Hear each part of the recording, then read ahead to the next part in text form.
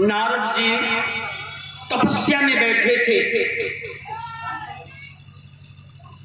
बोलो गायत्री माता की देखें। अब रिकॉर्ड, नारद जी तपस्या में बैठे थे और तपस्या में बैठे बैठे जप कर रहे थे। जप के बाद ध्यान किया। ध्यान से क्या आया? ज्ञान की उत्पत्ति हुई। क्योंकि ऋषि कहते हैं कि ध्यान धरत पुलकित ही होहि, ध्यान धरत पुलकित ही होहि, सुख उपजै दुख दूर मत कोई, सुख उपजै दुख दूर मत कोई। जब ध्यान किया, ध्यान से ज्ञान आया, ज्ञान से सुख प्राप्त हुआ। नारद जी को एक आभास हुआ, एक आकाशवाणी सुनाई दिया। इस धरती पे पाप बढ़ गया है, इस धरती पर अन्याय बढ़ गया है, इस धरती पर अज्ञान बढ़ गया है।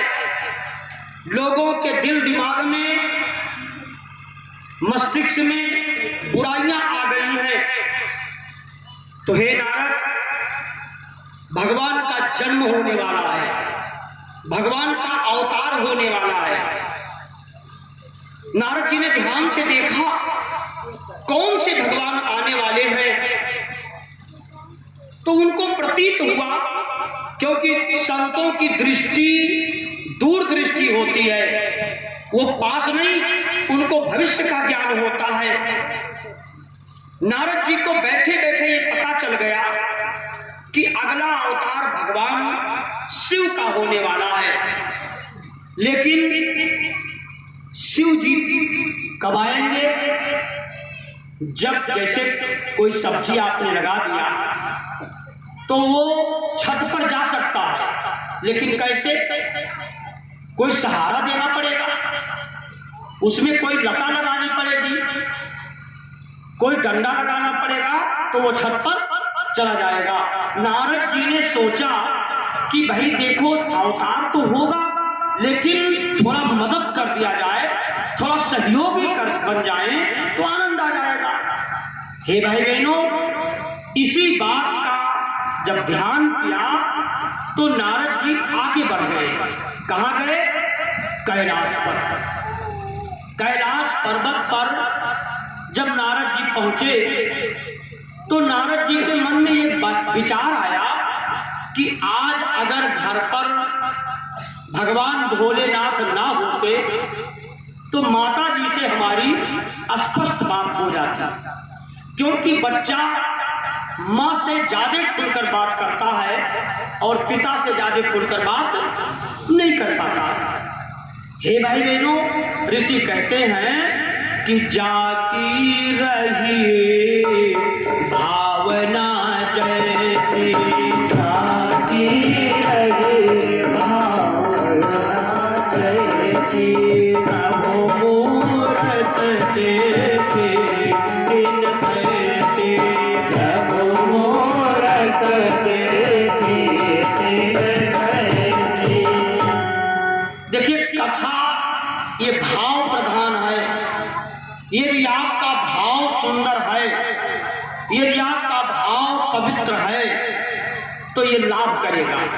और यदि आपकी भाव, यदि आपका मानसिकता नहीं बन रहा है तो ये कथा लाभ नहीं करेगा, क्योंकि भाव विद्यते देवा, भावना में ही भगवान है, भावना में ही देवता है, बाकी कुछ नहीं है।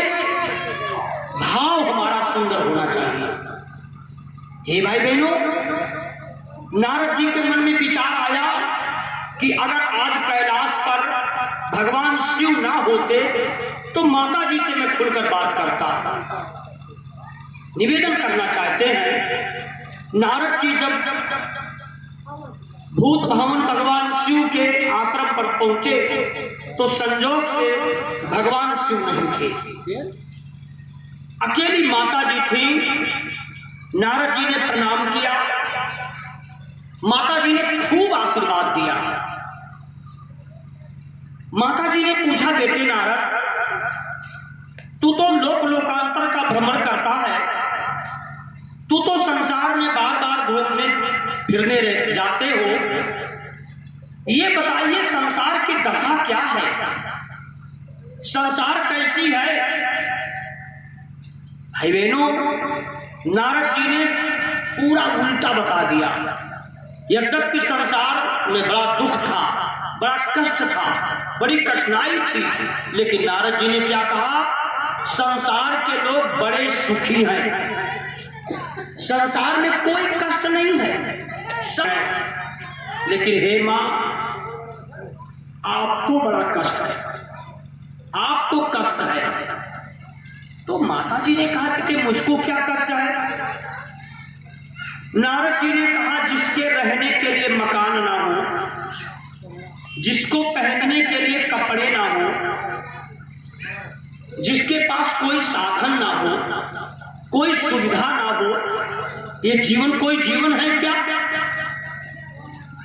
तो माता जी ने कहा, बेटे इसमें हमारी कोई आवश्यकता नहीं है,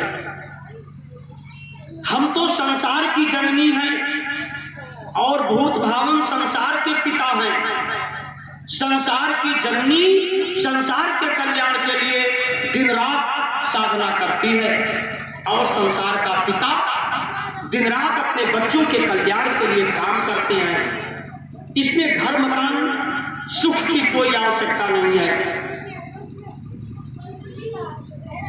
नारद जी ने सोचा, ये माता ने तो हमको समझा दिया बड़ी सरल रूप से, लेकिन गायत्री जप करने वाले व्यक्ति को तुरंत ज्ञान आता है।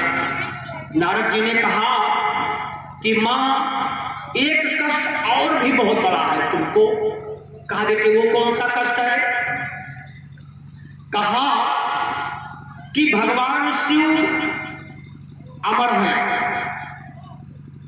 वो कभी मरते नहीं हैं और आप बार बार जन्म लेती हो और बार बार मर जाती हो। और गोस्वामी जी कहते हैं कि जन्मत मरत दुसहा दुख होए, जन्मत मरत दुसहा दुख होए,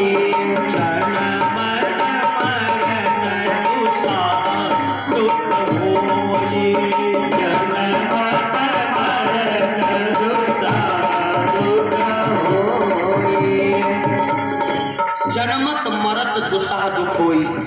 आदमी जब जन्म लेता है अपार कष्ट होता है, लेकिन वो कह नहीं सकता, और जब मृत्यु का समय आता है तो अपार कष्ट होता है, लेकिन उसको किसी से कह नहीं पाता।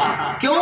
जब आदमी के मरने का समय आता है तो उसकी आंख की रोशनी खत्म, उसका कान बंद, उसके मुख से कोई आवाज नहीं आएगा, हाथ पैर सब स्थिर, और उसी में भगवान सारा लेखा जोखा लेते हैं। आपके जीवन का पूरा हिसाब किताब होता है, प्राण को साक्षी देना पड़ता है, गवाही देना पड़ता है। मैंने तुमको भजन के लिए भेजा था, मैंने मैंने तुमको साधना के लिए भेजा था, मैंने तुमको दूसरों की कल्याण के लिए भेजा था, संसार की बगिया को सींचने के लिए भेजा था। और संसार में जाकर तुमने किया क्या? क्या किया? भजन किया क्या? साधना किया क्या? किसी के कल्याण के लिए काम किया क्या? ये आपसे भी प्रश्न होगा। तो जो समय बीत गया उसको छोड़ दो, लेकिन जो आज से आपका समय, ये नया जन्म कथा के माध्यम से होने चल रहा है, इस नए इतिहास में, इस नए समय में ये आप अपने जीवन में उतार लो। एक बात याद कर लो कि ये दुनिया मेरी नहीं है, हमें यहाँ से जाना है, तो हिसाब किताब देना पड़ेगा, अकाउंट देना पड़ेगा। ये बात गांठ लगा लो। आप दुनिया के झमेलों में फंसी कर हम असली ठिकाना भूल गए। दुनिया के झमेलों में फंस कर हम असली ठिकाना भूल गए। दुनिया के झमेलों में फंस कर हम असली ठिकाना भूल गए। दुनिया